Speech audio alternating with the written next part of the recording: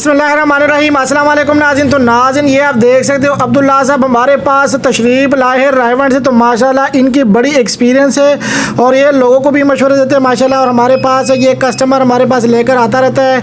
और ये आप देख सकते हो इन्होंने हसन साहब से मुलाकात भी की है, इन्होंने हमसे कुछ परचेजिंग भी की है। और ये माशाल्लाह मुलाकात आप देख सकते हो काफ़ी खुशगवार माहौल में मुलाकात कर रहे हैं। तो ये आप देख सकते हो हमारे पास ये हमेशा से ही आते रहते हैं और माशाल्लाह हमें भी अच्छे मशवरे देते हैं और हमारे फार्मर को भी देते हैं और माशाल्लाह माल हमसे मंगवाते हैं। तो ये आप देख सकते हो इन्होंने कुछ ये पोटाश के बैग परचेज़ किए, ये देख सकते हो ये हमने इनको पैक करके दे दिए।